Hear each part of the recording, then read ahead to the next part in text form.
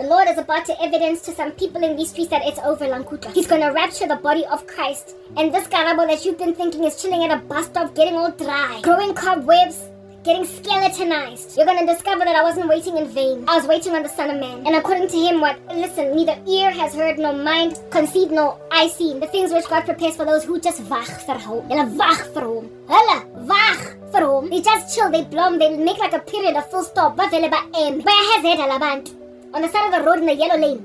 Kaka ba emetse ing. Something about the moriat. Kaka go yellow lane. Ka usane ha o katla, o no drive past that car, go highway. That spot where that car was at, it's going to be gone. Those hazards are an indication that they're waiting for rescue. They're waiting for the AA. They're waiting for a towing company. They're waiting for their brother, their sister, to come and tow them away. Or to bring them a skupuse petrol. Ba emetse toiling day. Kaka. If you go back after 2 hours to that very same spot where there is a car in the yellow lane, on the highway, it'll be gone. There are things that evidence that umuntu umele something is hosa. Tina as abazalwane ke. We've got hazards on, y'all. Kaka. And because we're stuck on the side of the road, you think no one is coming, but one day you're gonna drive past that same spot again and realize that uhambi.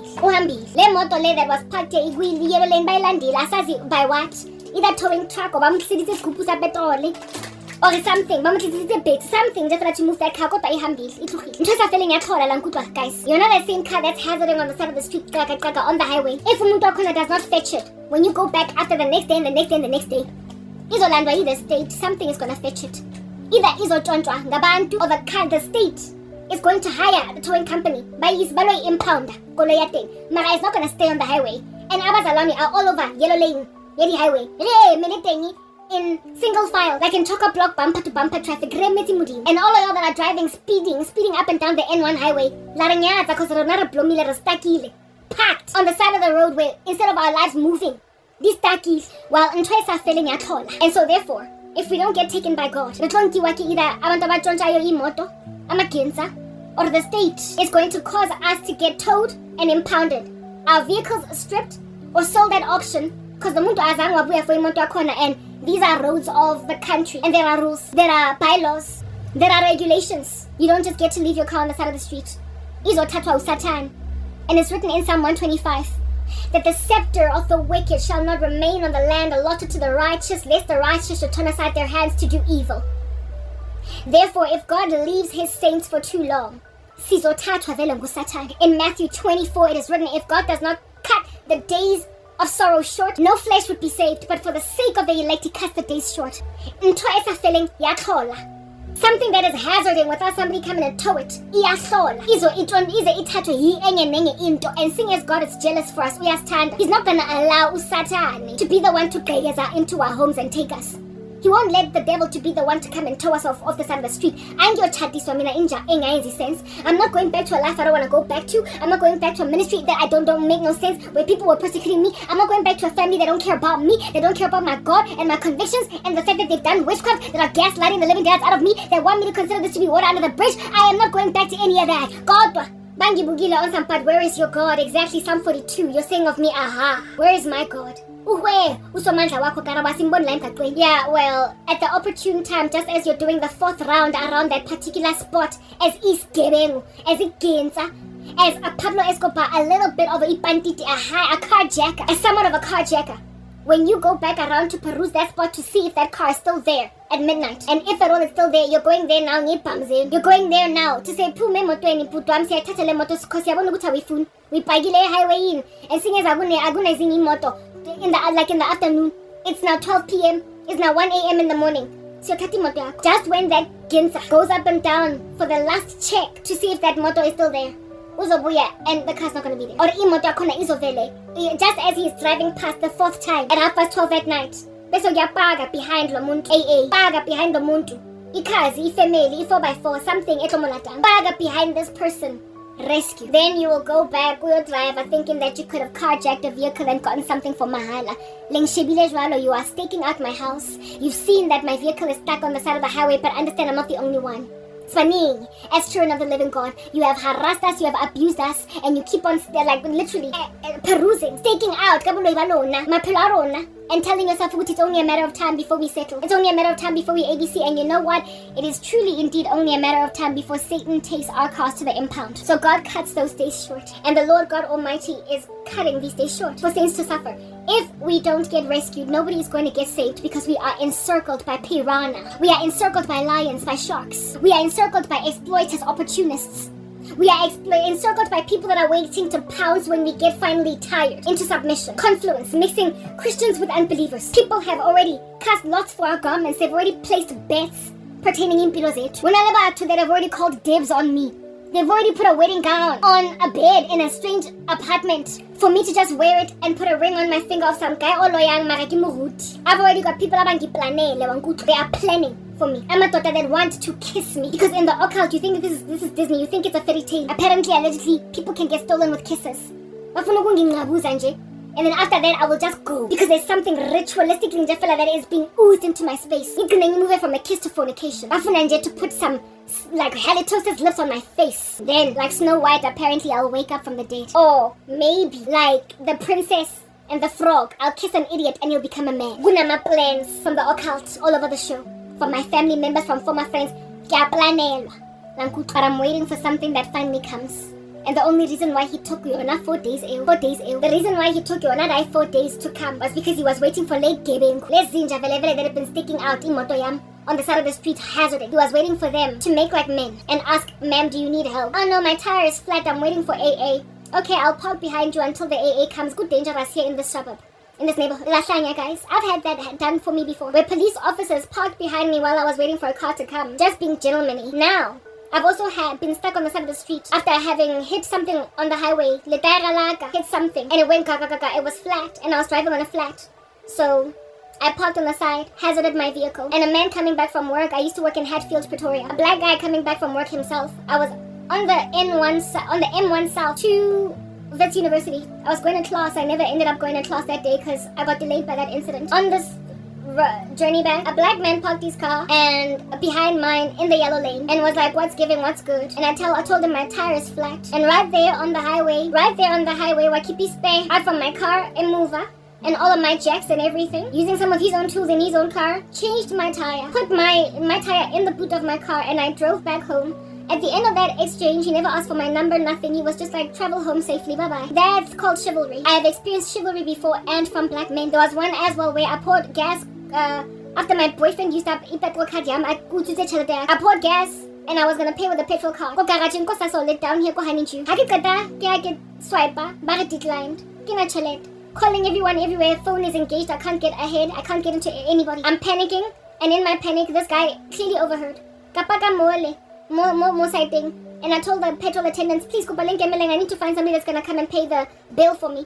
Next thing, a guy knocked on my window, go. That was parked next to me pouring petrol. He overheard everything that was going on. He knocked on my window, go.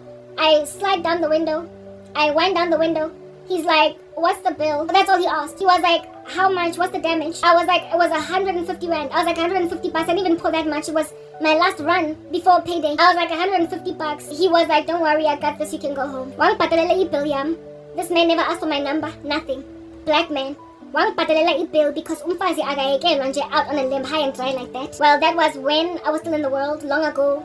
The world has ever since then gone to the dogs. The world has ever since then worsened in its moral turpitude.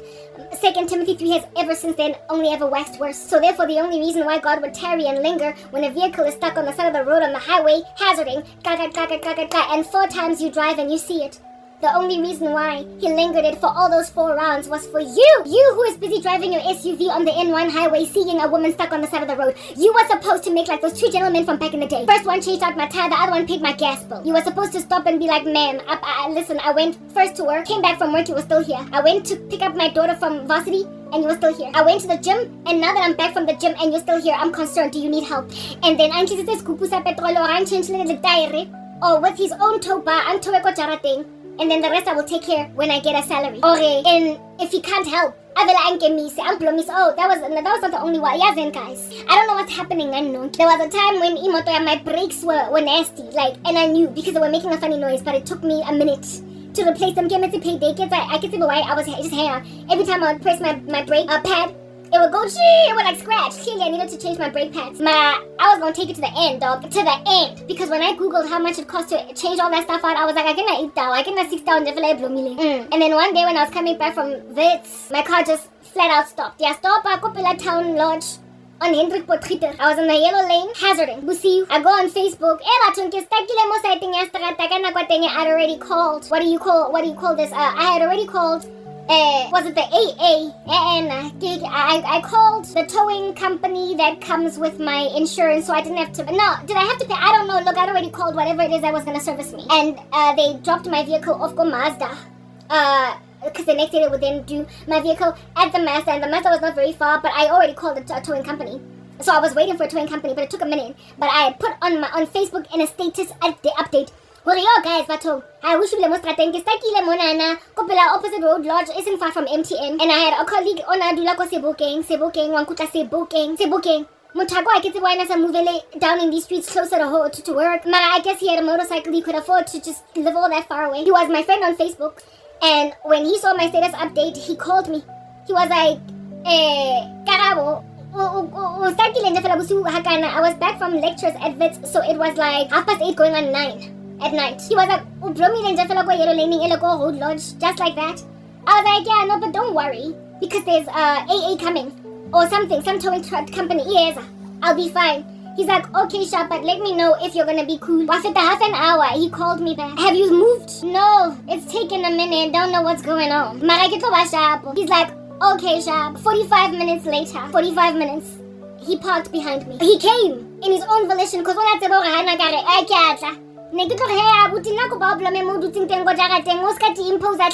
do not take yourself out of your person. Just be better, man. It's alright. Thank you, though. Good people, like, thank you though, but don't, I don't want to impose, like, don't get yourself out of yourself. I'm gonna be good. They're coming. I rang those people for like a good 2 hours, and for the last 15 minutes, a guy had driven all the way from Sebokeng to Road Lodge, Rodipot. He drove from Sebokeng to Rodipot and parked behind my vehicle. I keep one of the hazards. I thought it was the towing company, but it couldn't have been because it was a sedan. But I wasn't scared. And then he gets out of the car and he's like, KB. And I'm like, oh, hey, Utlile, dude, no, come on, you were not supposed to come. Lo and behold, within about 10 to 15 minutes, so he didn't have to come, but he did. Within about 10 to 15 minutes, towing company is. So this guy drove all that way and then drove all the way back home. But for him, what mattered was that a woman was in danger, a colleague, a friend, it was not about love, about romancing. It was just about ukutokomela umfazi. And then how did I get home? Did he drop me off at home? No. I was stuck on the side of the street. They drove my vehicle to Mazda. And then they drove me to, at the time I used to stay in Reimsig. They drove me to Reimsig. So he drove back home. Well, some towing company might not have been AA. Saham, Ngahamba. That was chivalry. Well, I mean, unfortunately, the same person went awry on me later on because the world just went dark. Something changed, it flipped. I would go so far as to say around 2013, 14, that darkened people that were not like that originally. We're not an evil presence on the earth. It's just like, it's haughty, it's thick, it's dark, it's a cloud, it's a smoke, it's a dust cloud, it's a smoky, thick cloud of evil. And it has influenced people to doing wicked things, and I blame the adoration of witchcraft by people. South Africa, experimentation with different gods, apostatizing from Christianity has just worsened the state. So people that would, under normal circumstances, drive from Sebokeng near on another province just to basically rest behind you while you wait for a towing company, now today are exploited and abusive and full of witchcraft. This is the world that we're living in. So the reason why the Lord tarried, lingered, waited for all of you while you were up and down was in order that you might repent, was in order that you might make like the Good Samaritan and rescue a situation, was in order that you might see the folly of leaving a person to just merely exist and die. You are greedy, you are rapacious, you are lackluster. And so in that state, you are leaving people alone, staking them out, hoping to go to them eventually, however, not so much to rescue them, but to hijack. That's what you're doing. But precisely because all the times you went up and down the N1 highway, all the times upon going up and down the N1 highway, precisely because that whole time you were making an observation of the value of the stuck car and the driver therein. You were already plotting and scheming. If nobody comes for her, on time. If after 3 hours, akukabi nomuntu, ozomtowa lo muntu, given that it's already going to be past midnight, the likelihood that I'm going to get away with murder is high. So, I'm hijacked. I got men staking out my life. I got people literally planning to impilo yami yonke iphelele. Yeah, well, you missed the bus of grace because you driving up and down was God's avenue and opportunity to do a better thing by his Christians. It's written in his word that if anybody gives a glass of water to drink for any of the least of my disciples, they will surely not struggle. They will not lose their reward. Instead, you despised us in our sorrow. You despised the poor. You despised the suffering and kicked them in their teeth. And when then you despise the poor, you end up like the rich man in the flames. While Lazarus is at Abraham's bosom, you end up judged. God gave you time. But there comes a time when waiting one more day, like I said, is no longer within the character of God, the attributes of God, to be forbearing and long-suffering, not only towards his Christians, but also towards you. There comes a time when it becomes too much for Christians, and there comes a time when you get written off as a lost cause altogether. You die like Judas, having betrayed the Son of Man. There comes a time when tarrying is dangerous for both saint and sinner. That's why the rapture must happen. We are there. And so in reverting back, like to that story, where it is that my sister and my cousins picked me up from Mabetla, took me to Tladi, and for a season I was there for the holidays. And then at the end of the holidays, I then got taken to Hlongwane. And go Hlongwane, I found school uniform on the bed for me to wear. That was different from the school uniform I've been wearing all this time. Uniform yako St. Matthew's. You're going to a new school, Karabo, starting tomorrow. Y'all, you didn't consult me, you didn't tell me. Just like that. Yet again, guys. And then I found myself, this is when now my story goes back to talking about miriri. Hey, those of you that are full of control. I actually want to go use the bathroom. I need to pee. Let me go pee, come back, speak for an hour, go shower, and then finish my message. Yeah, okay.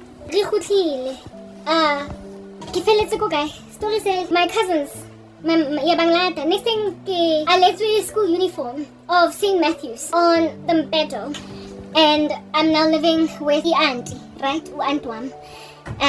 Now I am no longer Goha Osmamosa. I can go Jadi.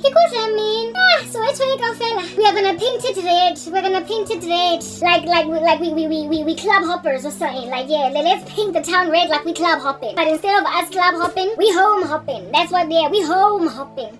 So I go, Banki Sakoha auntie get drop her off. Yet again, my older sister, now she gets to stay. I go back to my auntie's house where now I'm living with my aunt, and her children, cousins, and what have you, right?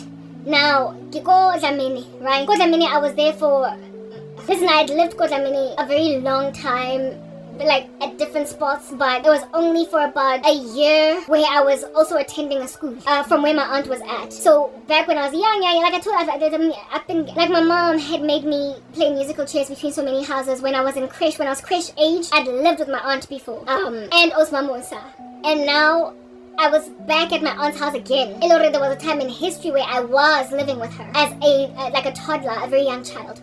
Now I was a primary school kid, and this. When I was a toddler, what made me loathe moving back to my aunt's house was because my aunt was one of those, hey, she has tourism, but it's okay, we got time. After all, I come here and I speak after so many weeks. Like, I spent like 2 to 3 weeks, a long form. But I've been doing shorts these days, so I might as well just keep it, because it's going to be a long time again before I do another video. When I was a toddler, living with my aunt, alright, make it like it's Toswa, guys. My aunt was loving. Make no mistake, I was not abused. She took me in. I was not treated differently from her children. She took me in as her own. And the horrors that I endured were the same horrors that her kids endured. Because my aunt was one of those urban legend aunts.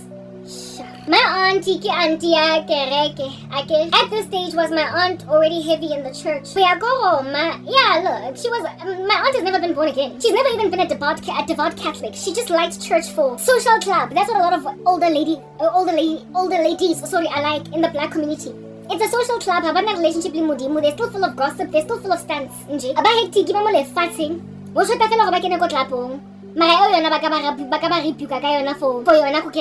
So that's the only reason why she's not as worldly as that. has a form of godliness but denies the power thereof. Kgale jwalo antwa. Kgale a tsibiwa for nje fela ho rata kereke mara hona motho o se bayang skele mo sa bo kereke ba hae. Not even one. Okay, and so therefore it makes sense that when I the ghost stories, because hi bani umzalwane, ha otlo thusa bana nje fela just to make sure they come home ka nako. Hey, my aunt.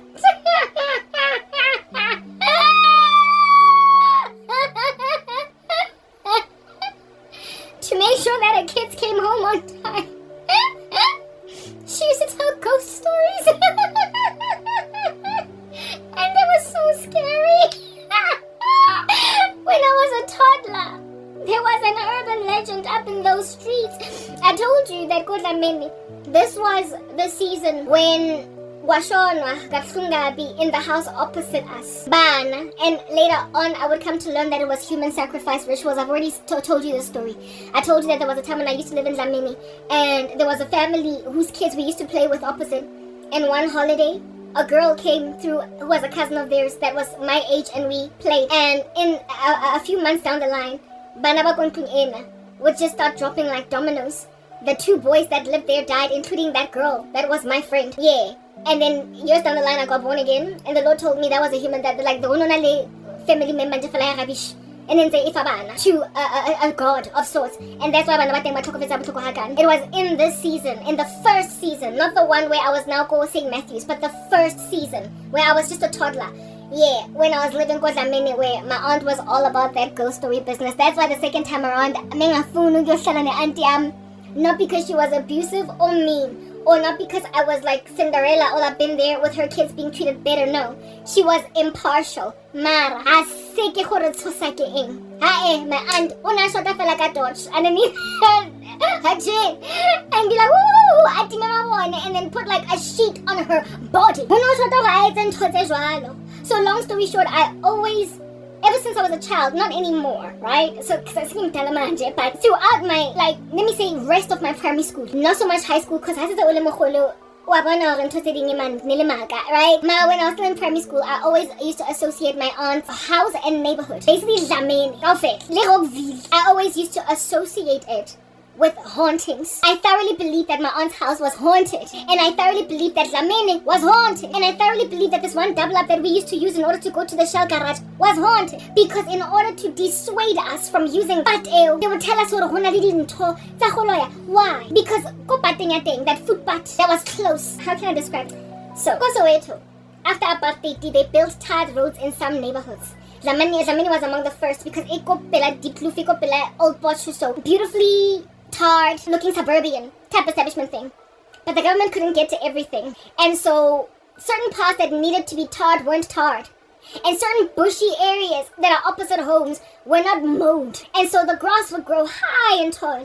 Yeah, but that which was people's paths, the footpaths traveler before tarring roads, when everything was just gravel, people still maintained the use of them sometimes, because it was just easier to go there.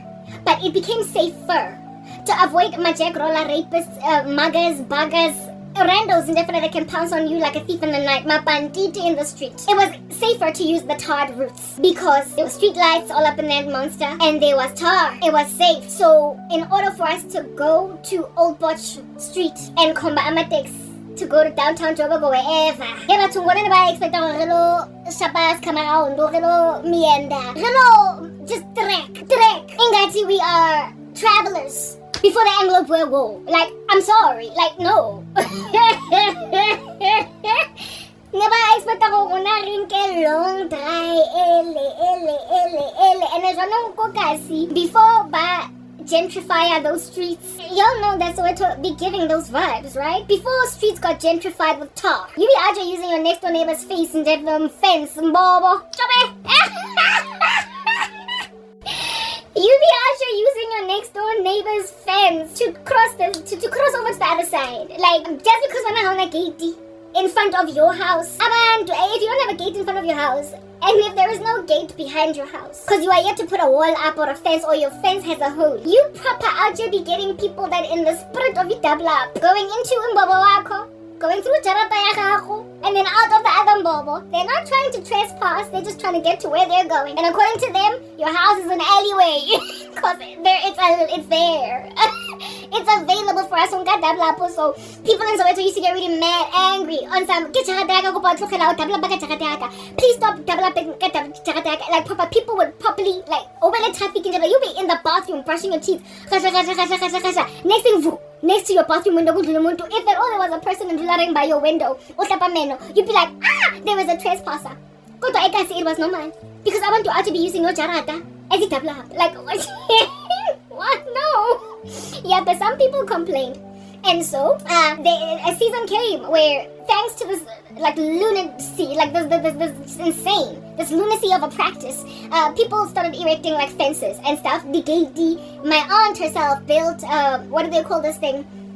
Brick and mortar by bitang man face brick when they mabata face brick, even though in the beginning nailing kunja fela guy bromiliwan so that hanging, yeah, anything could come and go. No, who's not fence today? Ising liatrata. No, who's not fence? It was just bah. My aunt's house was the only fence that we had was the one separating Nkluyako next door, Linkluya Antwak. Linkluya sighting the side, Yastrata, way that's the basically Nkluya higher area, yeah, no fence. So ultimately she did build a face brick wall, and she wasn't the only one to do such a thing as this in the Kasi. And so when then more and more Black people be making us a little bit of more dough. Thanks to apartheid ending, people got more mashankura, they got more opportunity. People be putting up fences. So no more double up, no more using Hlongwane shabalalas yard and just to get to the taxis faster. You're not trying to trespass, because what does that word even mean in the Kasi? Like, please, like, no, don't come here with your big English. Don't do it. Like, just don't do it. So the double up with the Kasi, they got less and less and less and less and less over the months, right? Less and less, more and more people putting fences up. And it happened when you put a fence around your house, as umakhelwane, you automatically kind of put a fence around your neighbor's house, even if they don't have a fence. So all that your neighbor has to work on. All that your neighbor has to work on now is and that's exactly what my aunt did. Our next door neighbor nena le fence that she had built. Not a fence, but a wall. Yeah, brick wall. What do they call this thing? Guys. Face brick. Unanale face brick wall. And then a mortar wall. And so all of that my aunt had to build was fence ya mopele. Gate ya mopele ya face brick le di gate tsa teng o investile auntie. It was before it was too hectic with crime in the Kasi. Now everybody's got high walls, even in the Gala proper. Everybody just be stabbing everybody in the eye. That's why you're gonna be dabbing. Anyway, whatever. Yeah, so more and more homes closed those footpaths for people. And so now people had to use footpaths that did not belong to any individual person. And now people had to use the path that belonged to the state, essentially, to the government. They were nobody's property. Mara, they were high grass, they were dangerous. There were stories over there of women having purses stolen from them, people getting raped and whatnot. So yeah, we get it. You're trying to protect some children from getting hijacked, from getting jackrolled, sorry. You're trying to avoid kidnappings or beatings, muggings. You're trying to avoid, anything that can go wrong. In a dingy path. Yeah, proper. Like, I get it.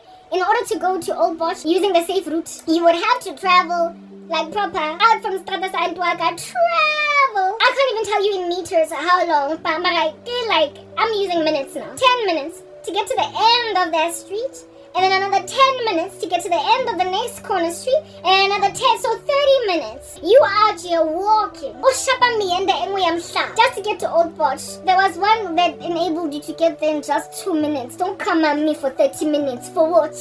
I'm not doing it. I don't appreciate 30 minutes. I'm doing 2. You could get to Pateo in just 2 minutes because it was straight onto Old Bosch. There was no house in the middle of it, even though on this side there was Pulani, like a whole bunch of water, a little bit of a river, a dam, and grass, just really high. And it was a hot spot for my criminal. It was the quickest route to go to Rockville or Lakeview, quickest route to go to Togaza Park, quickest route to go to Old Bosch, and a lot of people use it, and I don't know because Soweto is this place where people live. Motho o tla be I am sebetsing sense ne go le go ntshoka montle mara yeah wa walk mo yeah because how far people in Soweto lived from where they worked. Okay, there was like a whole bunch of people traveling to go take taxis in the morning on Old Bosch when the sun is yet to rise, because you gotta commute real early, right, in order to get to work at 8:00. And it in the season when it was still dark, people got mugged. they were like, I can't say that there were killings or shootings because it wasn't all that violent, man. There was a lot of and muggings, like, yeah. Give me gaga motho busy ka o ka pika thipa le. Yeah, banka. And then of course, as a little girl, too much for your age. Yeah, it was just like a thing. And my aunt had a daughter that was 4 years older than me. A beautiful young girl too, right? And when as an auntie, you want to protect your daughter. And while boys do not have too much of a problem, food fighting, girls did. So my aunt saw it fit to basically deal with that. And you can just tell a child, you could tell a child, little girl, my little child, this is the safer route for you to take to walk to school. My aunt's kids used to walk to school. I think I told you, kids, Stranger Things. Like, everybody is on bicycles, everybody is on roller skates, not even roller blades, that's Larny. Everybody is on 2 feet. Everybody is just basically as short as East Officer traveling as tiny as that in bustling Johannesburg. So worse off then. How do you so close to school that you could walk? Are you then going to be made to walk? Never mind downtown Joburg. So my aunt's kids, my older cousin, the boy and the girl, never walk to school. They used to walk to school. Never. They used to go to school go St. Matthew's primary, right? And then ultimately would be St. Matthew's High School. And as a child, especially when you leave home a little bit late, instruction Todd Road, and walk on demarcated roads for walker, and then only half an hour to 45 minutes of school, but I safe. Walk more food patting in more this designated path with many other children going to your school. But what's kind of disrespect that a mother could say that. A mother could say that, right? It's all good in the hood. A mother could, my aunt was also a teacher, but she wasn't a teacher at St. Matthew's. That's the thing. So now she had to travel and go herself. And her kids, of course, because she worked farther away than where her kids went to school. She couldn't leave at the same time as them. The kids had to, the mom left first and then they left because they were literally around the corner from school. Yeah, okay, the mother could just say, somebody sang the right road because it's the right thing to do. More like the other road, like, dangerous, yeah, while children can listen to instructions like those, sometimes they just take a chance anyway. I know I did. There were stories about certain double ups that I used to take as a kid, but I was like, walk here for 2 hours to get home when I can do it in half the time. So I would take some pretty dangerous paths, hoping that one path was so bad that I would literally sprint in the middle of it. It was like a bushy thicket, yeah, and I would like sprint mama haring. Kids were on the other side, get my heavy, get all the blackjacks, because next time I said now this come around and I'm glad that nothing happened to me. But I told you that story to help you understand that even if you tell a child that double up because lady and whatnot, they anyway because it's just short and it's convenient, and it's for the better majority of the time that people survive that trip, while it's only a small minority that get castigated in that joint. Yeah, well, my cousins were just like me. They took a chance anyway. They took a million, like they're playing the lottery. They just experimented. And by the grace of God, nothing bad happened to them. But my aunt was like, I'm sorry, I knew it's bad. Let's get him. I'm not going to take a chance. I refused to keep taking the chance. So she just innovated as she's sitting there as a parent. What can I do to ascertain that these bambino ones, these little ones, don't travel in this path? Understand, I don't go. At this point, when I'm living with my aunt the first time around, I'm not going to school. I'm not going to St. Matthew's. I'm just a child living with Jaradin. I guess walk in school. Like, that's how young I was when I was living with my aunt the first time around. I wasn't even in creche. So these haunted stories were being told to a person that didn't need to hear none of that. A prophet did not need to hear any of that. I don't need to be hearing none of that. Like, yo, I don't. Mama, she just told us these stories. And then she never stopped telling them the second time around when I was living with them. But the second time around when I was living with them, I didn't want to live with her because I was like, nah, ke batlo ya mole mo kasing eloilweng, mo kasing etshosang. Like to me was osikase tusayo dog, like me tusa because my aunt never tosa. So because my cousins would travel using that forbidden road, and because the Davlapo through houses were getting closed up, my aunt then came up with a story. Because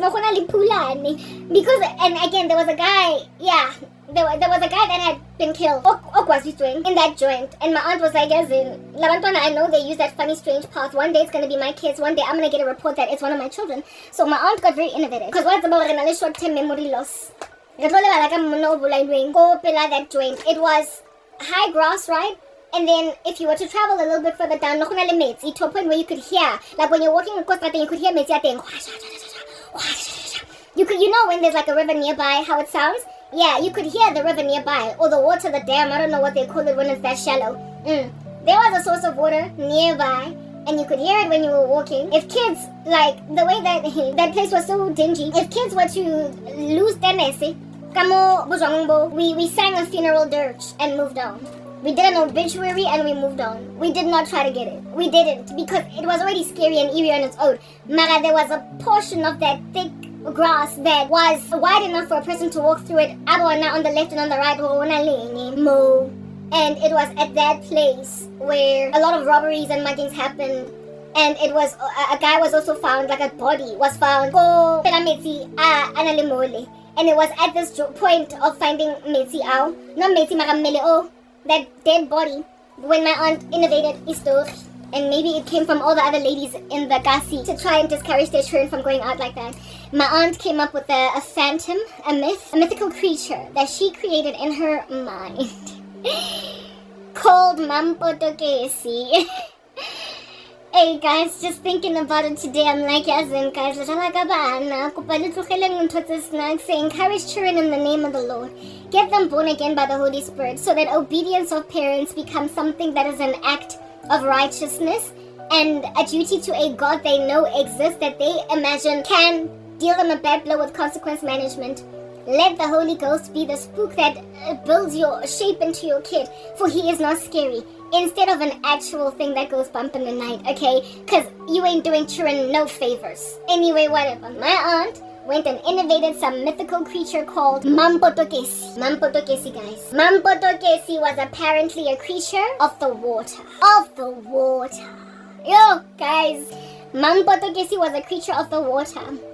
So the gentleman that got killed, my aunt flat out twisted that story, seeing as it did not make it to the newspapers, and said that that brother that got killed in the bush and had his body left there was killed by Mampotokesi. That man was stabbed today, and my aunt said that Mampotokesi got him.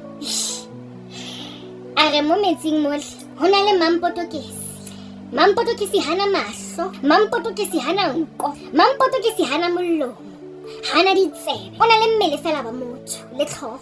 And ha bona batho ba kena mo what she called his territory. Ha fila nkare o na le batho ba ntse ba le busy ba kena mo spacing sa hae. O vele abanke aba kenye mo ga metsi aba gwaze abanka mmele ya bona a wa gwa gore rona re thole mmele wa teng. Mampotokesi wa bolaya, and hape Mampotokesi o rata fela iseng metsi mara o rata le bosigo. So ha ntse le busy le dlala after 7. Listen to this woman. Ha le busy le dlala after 7, o tlo tswa mo metsing a dulang teng Mampotokesi a tla kwa strateng, because le fifi wa le rata a lenke wa a le kenye mo metsing a le gwaze. So let's get double up. So as to avert breakage of curfew, coming home too late after playing Chicago, and so as to make sure that my cousins don't use that double up to go to school in the mornings, because she was scared that her kids were gonna get killed. Mampotokesi, and then I ne ke sa anyway next sa sekolong. Mara Mampotokesi ne ke mo tshaba hure to a point of refusing ke ro dlala ko pela gate ya ko gae. Ke thaba ho dlala ke le ko pela gate ya ko gae, because we lived right by that bushy joint. We were not on the inside. So not every day and every night all I could think about was indaba yokuthi there is something in the water over there. Enkang batho eba bolaya eba gwaze ebe ba khwa mmele ya bona on the riverbank. I mean, it was a lie. I knew that eventually, right? Mara, it did traumatize me severely. So given that I lived in fear of this ominous haunting when I was living in Hlongwane, going back there was just, I was still a primary school child. I was still very young. This time around, I was being enrolled in a primary school. I was going to now attend St. Matthew's.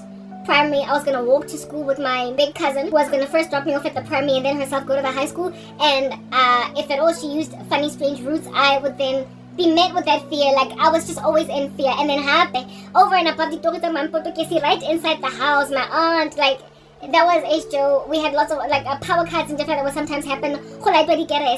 And my aunt would just like, you'd be using the toilet. Oh, my aunt, y'all, my aunt made me scared of water, right? I would run a bath. Remember those kids that died, that were human sacrifice? One of the children passed away in a bathtub. I've told that story before, I'm not going to tell it again, right? I ran a bath one time, and then my aunt literally said that, next door. So, and sometimes it became a joke now for her. It became a joke. And now she started to say that if I'm not like whatever, like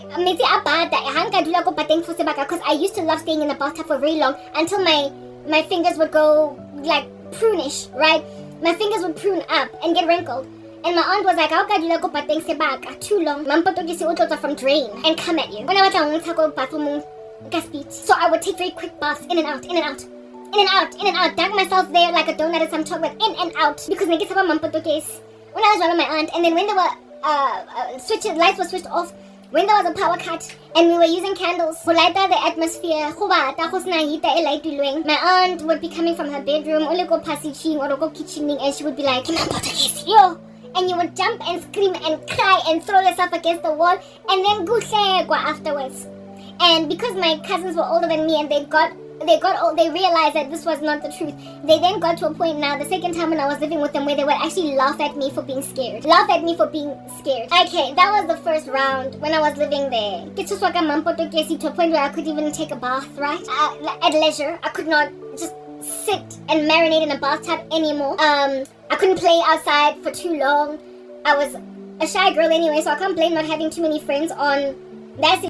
I was definitely scared of outside. And then there was this doll. My older cousin, she had a life-sized doll that was my height. And the first time I saw Mpopi O, yes, like it, I ran scared. I was so scared. It was so into Sidze. The only reason why I had that kind of inordinate fear over that Nompopi was because that whole place was just eerie. Ghost. There was nothing ominous about that plot. It was not built on a cemetery. Mara, there was such a big sense of foreboding for no other reason but the fact that my aunt loved horror stories. And I was a child and I believed them. So, Mpopi ole haba unta. Babatla humfa ona jwanong re ke lo dlala ka ona yo ka o balega. In spite of being scared of that Mpopi, my aunt would every so often bring it out and one time she put it, Mpopi wateng, by the door and I couldn't go in the house for as long as that Mpopi was there. Finally she moved it because I was hungry, I had to eat. Mara ke kene ko ntlong ke gogama mina ke phumula di teledi because ne ke sa batle ho kena mo ntlong because Nompopi ola no le mole ne ba le ka mo ntle bona, those wash basins sa ka mo ntle where you wash and they like, yeah, they've got an angle, a bit of an acute angle, and it's a little bit ripped. It's ripped like a person with a six-pack in order for you to put your laundry on there. Yeah, my aunt was outside, so she took for granted that she was outside, and I was outside too. It's not like she locked me out, right? She didn't kick me out and then they were in the house watching TV. Everybody was outside, and my cousin was outside, playing, and they figured, Uguti, since we're all outside, we're gonna make it impossible for Karabo to go inside the house by simply just putting Mpopi on. I know. It doesn't matter, nothing. They left it there. And then my aunt finally moved it because I was hungry. That place was just haunted.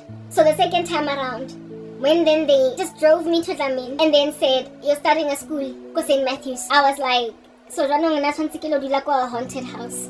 I didn't want to go, but I didn't have a choice. Listen, you're not going to do that to me again. You're not going to put me in a house I imagine is haunted. You're not going to tell me ghost stories about what's scary and make me avoid footpath. You are not going to tell me about Mampotokisi and make me struggle to take long baths until my fingers wrinkle. You are not going to control my life with ghost stories. And the ghost stories that I am enduring today are, Karabo, what is this Jesus Christ of yours doing? Consult a sangoma because baguloile bophelo ba gago bo stuck, bo stranded.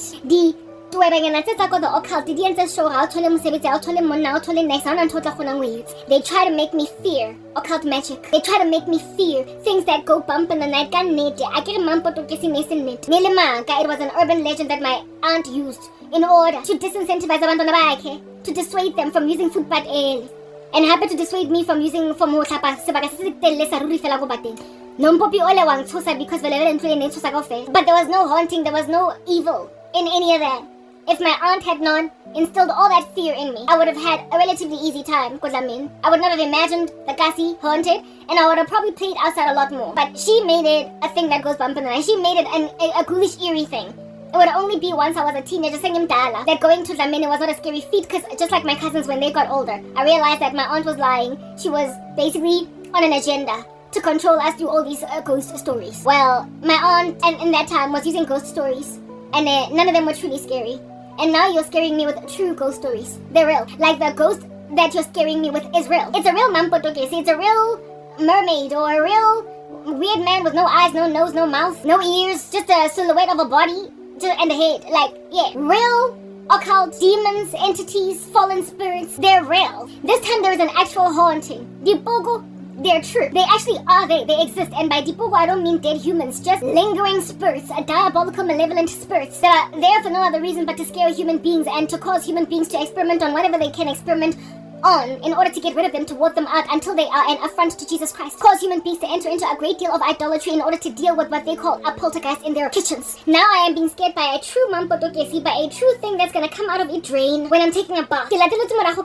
Actual demons now. But this time around I have an actual protector. You see, that's the difference between when I was a child and now that I am all grown up. When I was a kid, I had no protection against this lying myth. This mampotokesi was not the truth. And so I was never in any real danger, but the foreshadowing of what would ultimately happen in my life is here. Mampotokesi was not real, but the entities you use in the occult are. And they truly can destroy a person's life, take away fortunes. They truly can take away a person's prosperity. They can indeed take away a person's marriage. They can come in between families and sow discord. They can cause a haunting in your house, poltergeist activity. They can kill people remotely. Human sacrifice rituals. They can, just like with Jocelyn Smith, out here kill you, cut you up, and salvage your body for your light green eyes and your fair colored skin. They can bring true harm to human beings. So it's not just an urban legend or a myth anymore. But don't walk ka foot but ele Karabo, no, don't do it. Otherwise, mampotokesi gonna come for you. Because it's not disincentivizing enough for me to be told you could get mugged. If you tell a ghost story, then some children will run. Some children will avoid a short route, but that's dangerous. In favor of the long one, but that's safe. This time around, I am being pursued by true entities. A real Satan, real demons, real black magic that can really kill, that really does come out of the river, that really has no eyes, no nose, no mouth, no ears, just a silhouette and a head, that really can come out of my drain and choke me while I take a bath too long. But at the age of 26 and a half, I gave my life to Jesus Christ of Nazareth. And ever since giving my life to him, it became evident that it does not matter what height of entity you can throw in my direction, I will always have power above it. He has given me authority under heaven to trample on, listen to this, serpents, scorpions. Goodness, there's too many of them to count, so let's add this one in. All the power of the enemy, and nothing shall by any means harm you. You are seated in heavenly places with the man Christ Jesus. Can't nobody decimate you if I am for you. If God be for you, who can be against you? No height, no depth, no principality, no demon, no angels, nothing will be able to separate you from the love of God who are in Christ Jesus. Hauntings I don't deny exist. Eerie, creepy, like ominous mansions, I don't deny they exist. Frankly, I think one is gawking at you in broad daylight in plain sight and it's acting like it's friendly, but you're accommodating it and it's called TikTok. I keep lamenting in my shorts that TikTok is like a haunted mansion, but you see, I also keep saying in my shorts there's a reason why I don't go to TikTok, because it's a haunted mansion.